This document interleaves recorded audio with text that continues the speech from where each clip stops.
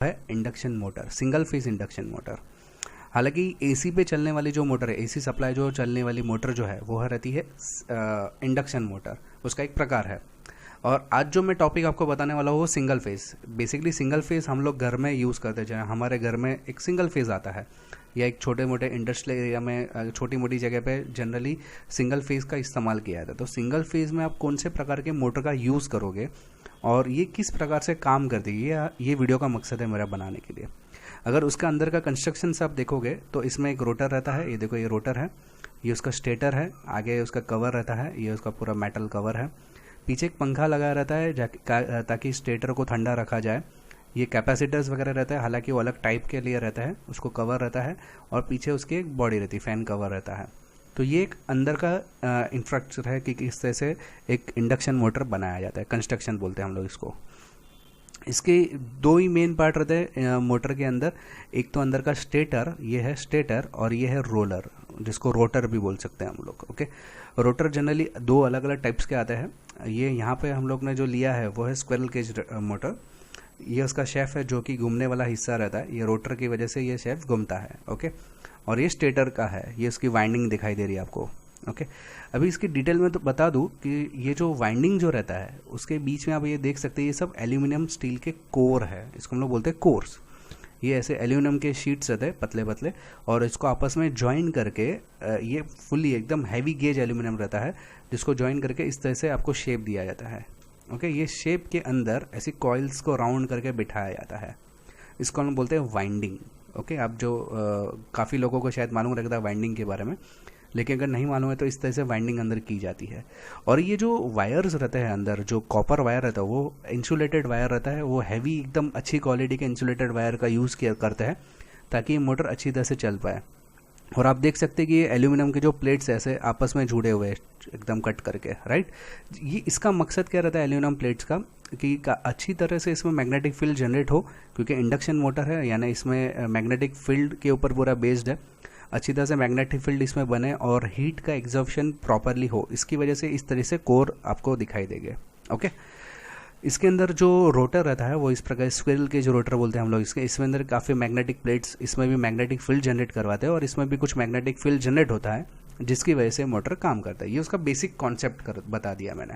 Okay, अभी जब भी हम लोग ये वाइंडिंग के ऊपर हम लोग सप्लाई जब भी देते हैं तो यहाँ पे फील्ड, जैसे मैग्नेटिक फील्ड के बारे में मैंने बताया था, डीसी, अगर डीसी मोटर का वीडियो आपने नहीं देखा है तो पहले वो देखो, उसके बाद में इस वीडियो को कंटिन्यू कीजिए। इसके शॉर्टकट आपको साइड में आई करके निशान है वहाँ पे मिल जाएगा, या ये वीडियो के अंत में आपको शॉर्टकट में दे दूंगा।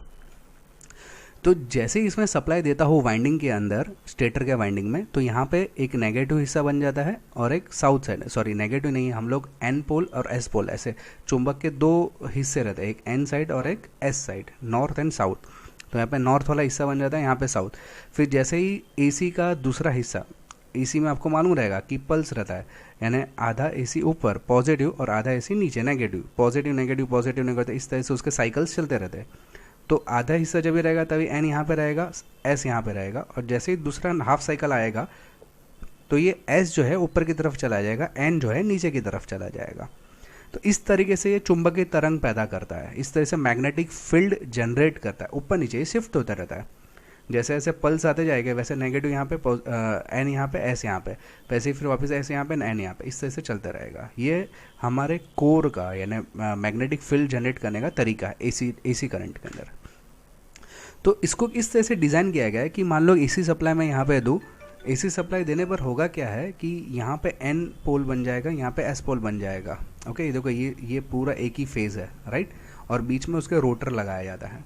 तो जैसे ही यहाँ पे मैग्नेटिक फील्ड जनरेट होता है और रोटर भी मैग्नेटिक फील्ड रहेगा तो ये रोटेट करने लगता है। ये आधी फील्ड आने पर एन इधर रहेगा और एस इधर रहेगा, दूसरा हाफ साइकिल आने पर यहाँ पे एस हो जाएगा, यहाँ पे एन हो जाएगा। इस तरह से ये इसमें जनरेशन होते रहता है, यानी फील्ड रोटेट होते रहता है। वैसे यहाँ पे भी इसके अंदर भी कुछ फील्ड रहती है जो कि रोटेट होते रहता है और उसकी वजह से फोर्स लगता है, और ये जो है रोटर मेरा राउंड राउंड राउंड घूमता है। शेफ इसका जो शेफ के साथ में अटैच रहता है बेसिकली रोटर, इसलिए राउंड राउंड घूमता है और शेफ भी साथ में गोल घूमता है। ये एक बेसिक मोटर का कॉन्सेप्ट हो गया। अभी इसके डिटेल में जाता हूँ मैं। अगर आपको बताओ तो टाइप्स ऑफ इंडक्शन मोटर की अगर मैं बात करूँ तो इतने प्रकार के इंडक्शन मोटर है। एक स्प्लिट फेज इंडक्शन मोटर, फिर capacitor start induction motor, capacitor start capacitor run induction motor, permanent split capacitor motor और एक shaded pole induction motor. Basically shaded pole थोड़ा सा डिफिकल्ट है, इसलिए नेक्स्ट वीडियो में मैं डालूंगा। आज मैं कवर अप कर दूंगा इतने मोटर्स के बारे में। ओके, चलिए शुरू करते हैं। सबसे पहले स्प्लिट फेस इंडक्शन मोटर। हालांकि अगर मैं टेक्निकली आपको बताऊं तो मोटर को चलने के लिए 2 फेस की ज़रूरत पड़ती है, क्योंकि पहला जो फेस है वो आपको स्टेटर को घुमाने का काम करेगा। ओके, तो स्टेटर के अंदर जो नेगेटिव और नॉर्थ और साउथ ऐसे 2 पोल जनरेट हो गए, और दूसरे नॉर्थ और साउथ पोल जनरेट हो गए, तभी तो रोटर रोटेट करेगा ना, क्योंकि रोटर को फोर्स कैसे महसूस होगा, जब भी 2 फेज रहेगा तो। लेकिन हमारे घर पे तो सिंगल फेस है, तो इसको सॉल्यूशन क्या है वो इस मोटर के अंदर आपको अच्छी तरह से मालूम पड़ेगा। देखिए यहाँ पे बताया है, मान लो ये मोटर को खुलने पर अंदर क्या आता है, ये वाइंडिंग रहती है, जिसको हम लोग 2 वाइंडिंग रहती है इसके अंदर, 2, एक मेन वाइंडिंग और एक स्टार्टिंग वाइंडिंग, जिसको हम लोग ऑक्सिलरी वाइंडिंग भी बोल सकते हैं। ओके, तो मेन वाइंडिंग और एक ऑक्सिलरी वाइंडिंग, ऐसे 2 वाइंडिंग्स अंदर बनाई हुई रहती है एक स्टेटर के अंदर, स्प्लिट फेज इंडक्शन मोटर के अंदर। एक ही मतलब भले फेज एक ही है आपके पास, लेकिन एक में से ही 2 फेज बनाया है। देखो ये पहले पोल है, ये पहला पोल है और ये दूसरा पोल है, तो एक जो मेन वाइंडिंग है वो यहाँ से इसको ज्वाइन कर दिया गया है। ओके, और जो उसमें से एक वाइंडिंग अलग से ली गई है, जो कि ये पोल से लेकर इस पोल में ज्वाइन कर दिया गया है, उसका कनेक्शन भी इधर से ही आपको बाहर T1 और T2 ऐसे 2 दिया। और जो ऑक्सिलरी वाइंडिंग रहता है, यानी हमारा स्टार्टिंग वाइंडिंग है, उसमें एक स्विच लगा दिया जाता है, जिसको हम लोग बोलते हैं सेंट्रल फ्यूल स्विच। हालांकि जब भी इसके अंदर अगर मान लो कि यहाँ पे मेरा एक नेगेटिव और नॉर्थ पोल और साउथ पोल जनरेट हो रहा है और मेरा रोटेट ऑलरेडी रोटेटिंग है, तो कुछ प्रॉब्लम ही नहीं, आपका डायरेक्टली ये रोटेट होते ही रहेगा। लेकिन यहाँ पे कैसा है कि रोटर को टार्क देने के लिए, टार्क का मतलब है चालू करने के लिए, उसको इनिशियली स्टार्ट करने के लिए उसको कुछ फेस की ज़रूरत पड़ता है, फेस शिफ्ट की ज़रूरत पड़ती है। तो टार्क देने के लिए ही आपको दूसरा फेज़ यहाँ पे बनाया गया है, उसको इनिशियली स्टार्ट करने के लिए ही दूसरा फेज़ है यहाँ पे। जैसे ही एक बार रोटर रोटेट करना चालू हो गया ना, ये फेज़ और ये फेज़ दोनों मिला के उसको चालू कर दे, क्योंकि यहाँ पे एन, यहाँ पे एस, वैसे यहाँ पे एस, यहाँ पे एन, ये आपस में एक दूसरे शिफ्ट होते रहता है। और वैसे ही इसके अंदर भी एन और एस बनते रहता है, और ये फोर्स देता है, इसकी वजह से रोटर रोटेट होना चालू हो जाता है। एक बार इसने अपनी स्पीड पकड़ ली, 50% तक मान लो कि इसकी स्पीड आ गई, तो ये जो सेंट्रल फ्यूल स्विच है ऑटोमेटिकली डिस्कनेक्ट हो जाएगा, यानी ये मेरा फेज है वो बंद हो जाएगा।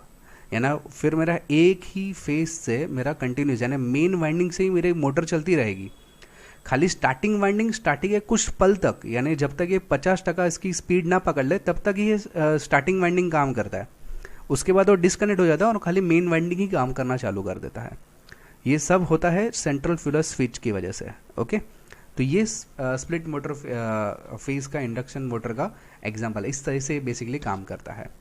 हालांकि मैं बता दूं कि इसके अंदर जो 2 वाइंडिंग जो रहती है, इसमें एक मेन वाइंडिंग इस तरह से कनेक्ट रहती है और ऑक्सिलरी वाइंडिंग यानी कि स्टार्टिंग वाइंडिंग इस तरीके से कनेक्ट रहती है, बीच में रोटर रहता है। तो ये जो वाइंडिंग जो है इसका मेन काम है कि इंडक्शन जनरेट करना, और इसके इंडक्शन और रोटर के इंडक्शन की वजह से रोटर घूमता है। ओके, और ये सेंट्रल फ्यूल स्विच रहती है जो ऑक्सिलरी वाइंडिंग से कनेक्टेड रहती है। ओके, सिंगल फेज ही है, लेकिन यहाँ पे 2 फेज बनाया गया है। ओके, सो ये उसका एग्जांपल दिखाया गया, ये इसमें डायग्राम के जरिए समझाने की कोशिश की है, जो मैंने आपको पहले ही बता चुका हूँ। ओके, अभी दूसरा जो एग्जांपल है, मतलब ये इसका पूरा जो अभी मैंने इंट्रोडक्शन दिया, इसका पूरा डिटेल यहाँ पे लिखा हुआ है। जैसे मैं थोड़ा सा आप बता दूँ, a split phase induction motor is known as the resistance start motor.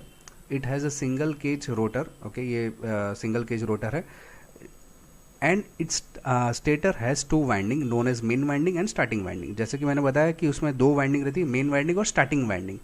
Starting winding को ऑफकोर्स ऑक्सिलरी वाइंडिंग भी बोला जाता है।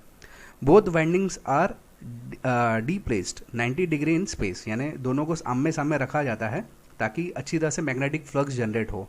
आमने सामने कैसे रखा जाता है मैंने आपको बताया यहाँ पे। ओके, 90 डिग्री के एंगल में।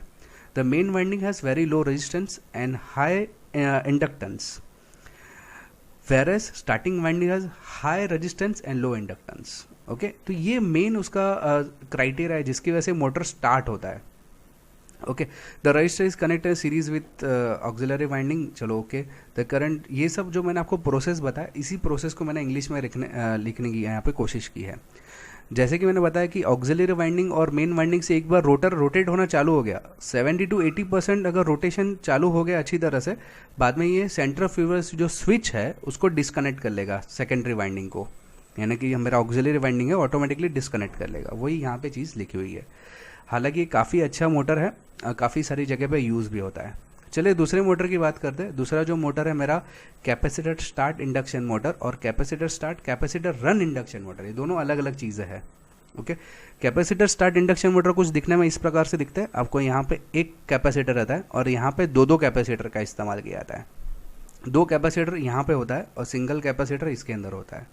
इसको अच्छी तरह से समझने की कोशिश करेंगे। सबसे पहले कैपेसिटर स्टार्ट इंडक्शन मोटर, जैसे आपको स्प्लिट फेज इंडक्शन मोटर में बताया गया था, 2 वाइंडिंग, एक ही फेज में से 2 वाइंडिंग बनाए, सेम यहाँ पे सिस्टम है। देखो ये मेन फेज है जिसको हम लोग रनिंग वाइंडिंग बोलते हैं, और एक स्टार्टिंग वाइंडिंग इसमें से ही निकाला गया है।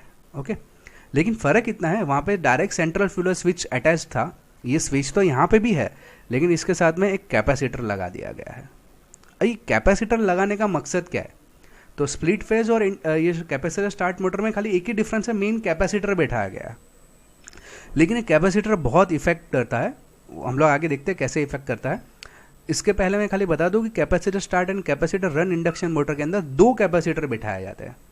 जैसे कि ये मेन वाइंडिंग तो जैसा है वैसे ही रहेगा, उसमें से स्टार्टिंग वाइंडिंग दिया हुआ है, उसमें एक सेंट्रल फ्यूल जो यहाँ पे एक कैपेसिटर है और इधर भी एक कैपेसिटर बिठा दिया गया, उसको हम लोग बोलते हैं capacitor start and capacitor run.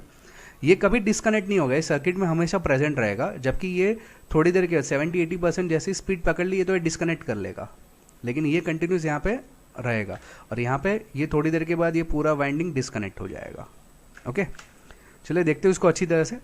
Capacitor start induction motor के बारे में थोड़ी सी बात करूँ तो यहाँ पे भी 2 जैसे 2 मेन वाइंडिंग और 2 ऑक्सिलरी, ये दोनों मेन वाइंडिंग है और ये 2 ऑक्सिलरी वाइंडिंग 90 एंगल के डिग्री में रखा गया है, आपको मैंने पहले ही बता दिया। तो वाइंडिंग कुछ इस प्रकार से की गई है इसकी। ओके, यहाँ पे भी दिखाने की कोशिश की कि वाइंडिंग कैसे है। ओके, अभी होता कैसा है, वाइंडिंग का जो फेज है वो कुछ इस प्रकार से लगाया गया है। ओके, उसके साथ में जो ऑक्सिलरी वाइंडिंग है उसके साथ में कैपेसिटर को अटैच कर दिया गया है। यहाँ पे कैपेसिटर ऊपर दिख रहा है, ये कैपेसिटर हमारे ऑक्सिलरी वाइंडिंग के साथ में जुड़ा हुआ है। ओके, कहाँ पे ऑक्सिलरी, देखो ये ऑक्सिलरी वाइंडिंग है, उसके अंदर मेरा कैपेसिटर जुड़ा हुआ है। ओके, अभी होता क्या है, खाली मेन वाइंडिंग की अगर मैं बात करूँ, जब भी मेन वाइंडिंग के अंदर मैं सप्लाई देता हूँ, एसी सिग्नल देता हूँ, तो ये पहले हाफ साइकिल में मेरा नॉर्थ यहाँ पे, साउथ पोल यहाँ पे आ जाता है, मतलब नॉर्थ साउथ इस तरह से कनेक्टेड रहता है। और जैसे ही मेरा नेगेटिव यानी ये वाला हिस्सा आता है एसी का, तो ये नॉर्थ और साउथ अल्टा पल्टी हो जाता है, यानी मैग्नेटिक फ्लक्स बार बार अपना जगह चेंज करता है। ओके, तो मेन वाइंडिंग के अंदर ऑलरेडी मैग्नेटिक फ्लक्स है। इसी तरह से मान लो रोटर, तो रोटर के अंदर भी मैंने मैग्नेटिक फ्लक्स तो सप्लाई देते ही यहाँ पे मैग्नेटिक फ्लक्स भी जनरेट होगा ड्यू टू इलेक्ट्रोमैग्नेटिक फील्ड। और ये फोर्स अकॉर्डिंग टू एक मैंने आपको 3 हैंड थंब जो रूल बताया था उसके अंदर मैंने फोर्स के बारे में बताया था कि जैसे इसमें मैग्नेटिक फ्लक्स जनरेट होगा ये फोर्स इस तरीके से देगा, क्योंकि ये एन और एस हमेशा अपनी जगह चेंज करता है, इसलिए फोर्स इसमें जनरेट होता है इसके और इसकी मदद से। तो जैसे ही मैं ये रोटर इसके अंदर डाल दूँ स्टेटर के अंदर, लेकिन एक ही खाली क्राइटेरिया है इसके अंदर, रोटर हमेशा घूमते हुए डालना है इसके अंदर। जैसे इनिशियल इसको स्टार्ट दे दिया और यहाँ पे भी मैग्नेटिक फ्लक्स है, तो ये मेरा रोटर रोटेटिंग करना चालू हो जाएगा, इसको ऑक्सिलरी वाइंडिंग की ज़रूरत ही नहीं पड़ेगी। तो मेरे को ऑक्सिलरी वाइंडिंग की ज़रूरत क्यों पड़ी, इसका रीज़न ऐसा है, हमेशा अगर हाथ से तो रोटर हम लोग घुमाएंगे नहीं। ओके, इनिशियल स्टार्ट करने के लिए इसको प्रॉब्लम है। क्यों, जब भी स्टार्ट हम लोग करते हैं ना, इसका एन और एस ये फ्लक्स करते रहेगा और साथ में रोटर का भी एन और एस जो है अपनी जगह चेंज करता रहेगा, तो उसको रोटर को स्टार्ट करने के लिए मौका नहीं मिलेगा। ओके, तो रोटर को स्टार्ट करने के लिए या खाली जैसे ही मैंने समझो मेन वाइंडिंग रखा और चालू कर दिया, तो रोटर जो है ना वो वाइब्रेट करते रहेगा, हमिंग करते रहेगा, लेकिन स्टार्ट नहीं हो पाएगा। तो स्टार्ट करने के लिए ही इसमें ऑक्सिलरी वाइंडिंग का यूज़ होता है। ये देखो ये मेन वाइंडिंग है और ऑक्सिलरी वाइंडिंग के साथ में मैं कैपेसिटर जोड़ देता हूँ। ये क्या करता है, ऑक्सिलरी वाइंडिंग भी एक फ्लक्स जनरेट करता है। जैसे यहाँ पे एक फ्लक्स था एन और एस का, वैसे यहाँ पे भी एक क्रॉस फ्लक्स जनरेट होगा एन और एक्स का। ये क्रॉस फ्लक्स की वजह से दोनों में से यानी रोटर और स्टेटर का जो एक फ्लक्स मिटा के एक सिंगल फ्लक्स बना देगा। देखो बड़ा, ये देखो ये रोटर और इसका फ्लक्स था, इस तरह से घूमता था, आगे पीछे, तो इसको कैंसिल करके एक बड़ा फ्लक्स जनरेट करेगा, जिसकी वजह से ये जो मेरा रोटर है उसको टार्क मिल जाएगा, है ना, जिसकी वजह से मेरा रोटर इनिशियली स्टार्ट हो जाएगा। और जब तक इसको 70 to 80% ये स्टार्टिंग पॉइंट मिल जाएगा, यानी इतना डिग्री पे घूमने लगेगा, इतना स्पीड से घूमने लगेगा 70 to 80% की स्पीड से, तो मेरा जो ऑक्सिलरी वाइंडिंग है फिर इसकी ज़रूरत नहीं है, फिर उसको डिस्कनेक्ट कर दिया जाएगा।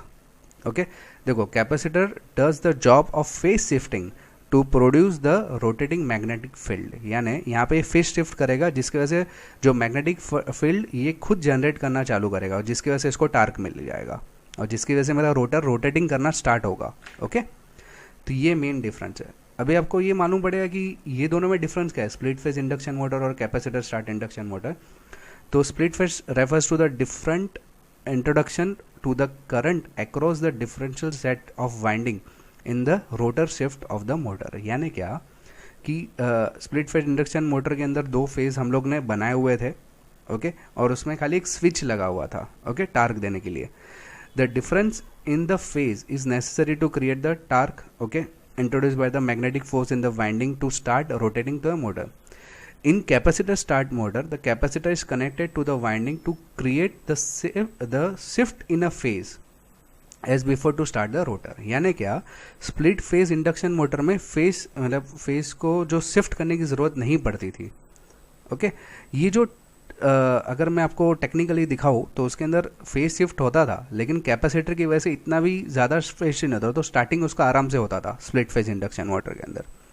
जबकि कैपेसिटर स्टार्ट इंडक्शन मोटर है ना, बहुत अच्छी तरह से रोटेट होगा, बिकॉज उसका जो फेज शिफ्ट रहेगा ना वो मजबूत रहेगा। ओके, ये सब कैसे पॉसिबल हुआ, कैपेसिटर की वजह से। क्योंकि कैपेसिटर क्या करता है, अगर कैपेसिटर का इनिशियल आपको वर्क बताऊँ तो इसका करंट जमा करने का, यानी जो जमा करने का काम कैपेसिटर करता है, और एक साथ में पूरा देता है। तो इसकी वजह से फेज शिफ्ट करने में उसको बहुत अच्छी तरह से आसानी वाला, और टार्क जो रहेगा वो अच्छी तरह से प्रोड्यूस कर पाएगा। ये उसका मेन मकसद है कैपेसिटर का। अभी capacitor start and capacitor run जो मोटर है इंडक्शन मोटर, इसमें क्या डिफरेंस है। जनरली इसका जो इस्तेमाल होता है कंप्रेसर, रेफ्रिजरेटर वगैरह सब जगह पे होता है। इसका मेन इस्तेमाल जो होता है ना, जो हमारा स्टार्टिंग वाइंडिंग है, वो स्टार्टिंग वाइंडिंग जो हमारा स्टार्टिंग ऑक्सिलरी वाइंडिंग जिसको हम लोग बोल सकते हैं, उसका मेन एक जो कैपेसिटर है, जैसे ये कैपेसिटर स्टार्ट मोटर में बताया वैसे ही सेम काम करेगा, उसमें कोई डिफरेंस काम नहीं करता है। लेकिन ये डिस्कनेक्ट होने के बावजूद एक जो कैपेसिटर है जिसको हम लोग रनिंग कैपेसिटर बोलते हैं, वो हमेशा सर्किट में मौजूद रहेगा। ये मौजूद क्यों रहेगा, इसका रीज़न ऐसा है कि मान लो कि ये रोटर के ऊपर कुछ लोड दिया हम लोग ने, ओके, तो लोड देने पर वापस मैग्नेटिक फ्लक्स में कुछ इफेक्ट हो जाता है। ओके, ज़्यादा समझो एकदम हैवी लोड मैंने दिया है कुछ, तो मैग्नेटिक फोर्स थोड़ा सा तो आगे पीछे होने वाला, इम्प्रॉपर एडजस्टमेंट हो जाएगा।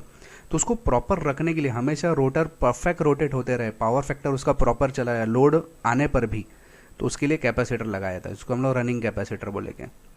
ये क्या करेगा, जो मैग्नेटिक फ्लक्स जनरेट हो रहा है ना, उसको एकदम प्रॉपर रखने की कोशिश करे, हमेशा बैलेंस रखने की कोशिश करेगा, जिसकी वजह से रोटेट परफेक्ट मूव होगा। यानी अगर आप परफेक्शन के मामले में जा रहे हो तो जनरली एकदम हैवी सिस्टम जहाँ पे है वहाँ पे इस टाइप का मोटर यूज़ किया जाता है।